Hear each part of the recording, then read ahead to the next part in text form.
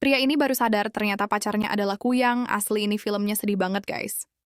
Jadi awalnya ada beberapa bocil yang sedang bermain petak umpet pada sore hari. Mereka nggak sadar kalau ini udah menjelang maghrib.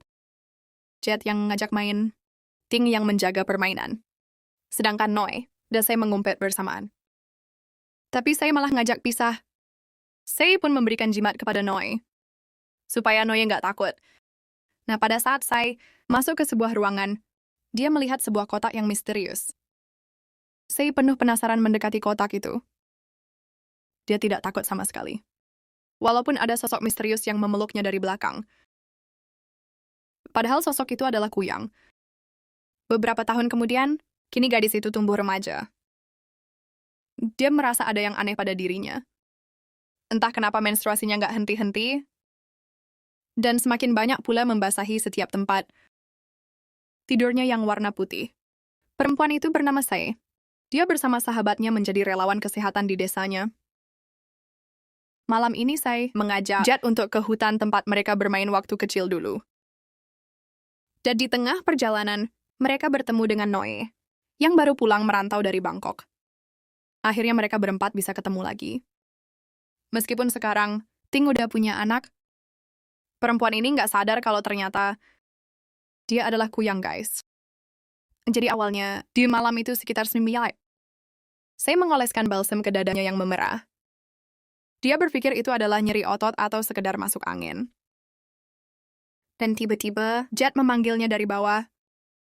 Jet yang ingin berburu Kuyang pun mengingatkan saya untuk tutup jendela rapat-rapat, supaya saya jangan sampai dimakan Kuyang.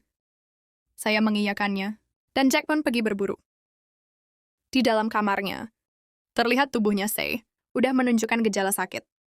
Yang mana ini adalah proses perubahan dari manusia menjadi Kuyang.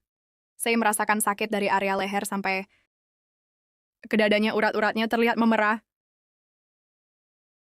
Dia terus berteriak sambil heran, karena baru inilah dia sadar bahwa ternyata dia adalah Kuyang. Dan perlahan-lahan kepalanya pun lepas dari badannya. Perempuan itu bernama Sei. Kini dia pergi ke rumah yang ada anak bayinya. Dia mencuri bayi itu. Para pemburu hantu pun bersigap menembakinya dari bawah. Untungnya Jack ikut ambil alih. Bayi tersebut dapat diselamatkan tanpa harus menangkap Kuyang itu. Apakah Jack tahu ya kalau Kuyang itu adalah Sei? Di sisi lain, Noi yang sedang membajak sawah tiba-tiba melihat ada cahaya merah terbang di atas langit. Dia pun mengikuti arah cahaya itu. Mengikuti sampai ke rumahnya Sei, yang mana Sei adalah sahabatnya sendiri, pria yang bernama Noi. Itu pun kaget. Nggak disangka, ternyata orang yang dia sayang selama ini adalah Kuyang. Sei pun seperti menunjukkan wajah yang merasa bersalah. Merasa tidak enakan atas ketahuan identitasnya aslinya ini. Keesokan harinya, mereka pun bertemu di sebuah taman. Meskipun kondisi Sei sangat terpuruk, Noi tetap memberikan semangat padanya. BTW manis sekali Mbak Kuyangnya ini kan, guys? Saking tulusnya rasa sayangnya Noi kepada Sei. Setiap malam, Noi pun memberikan hidangan ayam kampung remaja yang masih segar kepada Sei. Walaupun Kuyang, perempuan ini tetap manis kan, guys?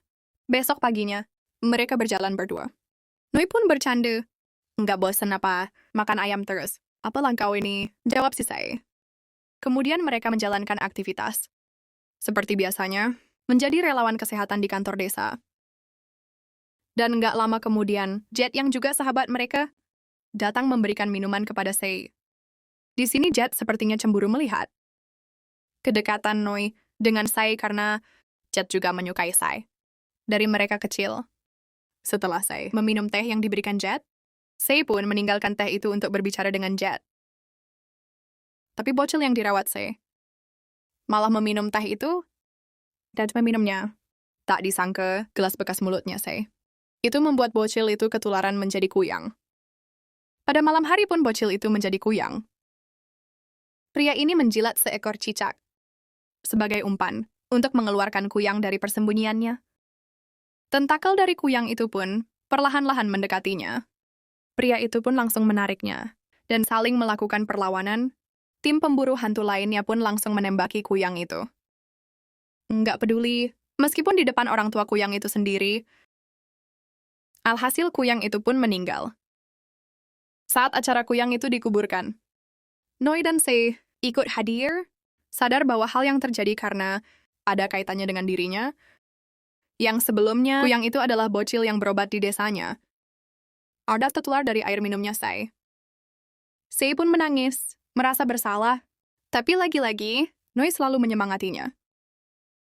Dan malam ini, alhamdulillahnya, mereka menemukan tumbuhan herbal untuk menunda perubahan dan Se dari manusia menjadi Kuyang. Dan di sini saya sedikit terbantu. Ini adalah tumbuhan herbal Kuyang, yang mana tumbuhan ini dapat menunda perubahan dari manusia menjadi Kuyang. Se pun mengambil banyak tumbuhan itu. Sebelum saya pergi, dia berterima kasih dulu kepada Noi, yang selama ini menjadi support sistem terbaiknya. Mereka sedikit memadu kasih, tapi aksi mereka itu malah diketahui. Jet yang juga sahabatan dengan mereka. Jet yang cemburu pun langsung menghajar Noi, sedangkan saya pergi. Mulai sekarang, pemburu hantu itu udah tahu bahwa saya adalah Kuyang.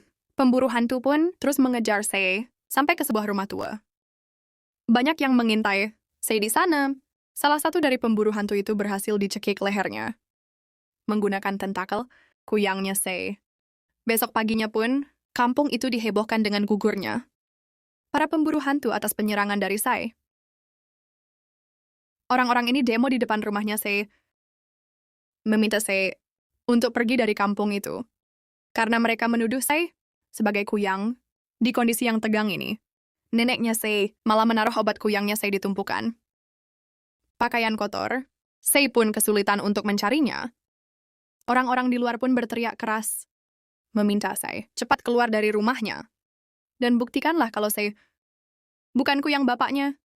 Saya menembakkan peluru ke udara, membuat saya terkejut, hingga obatnya jatuh ke bawah. Kondisi ini semakin tegang. Orang-orang semakin nggak sabaran. Akhirnya saya pun datang dengan memakai handuk doang. Dengan alasan kalau tadi dia itu lagi mandi. Tad sebagai ketua pemburu hantu pun menjadi malu. Ditambah lagi dengan Jet yang ikut membela saya. Membuat fakta yang berbeda. Yang membuat Tad semakin sangat marah. Pria ini rela digigit vampir demi membela orang yang dia sayang. Pria ini pun perlahan-lahan malah menjadi monster.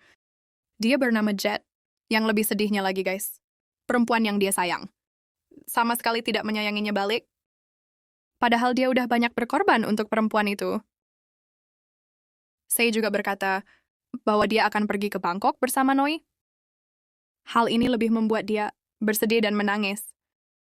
Tapi mau gimana lagi? Kalau saya di kampung itu terus, urusan dia akan tetap diburu-buru oleh warga. Karena saya adalah Kuyang. Sebelum saya pergi, ayahnya malah ngajak saya untuk menonton layar tancap. Saya pun udah nggak tahan lagi. Dan akhirnya, dia pun menjadi Kuyang. Kepala perempuan cantik ini perlahan-lahan terpisah dari badannya. Karena dia adalah Kuyang.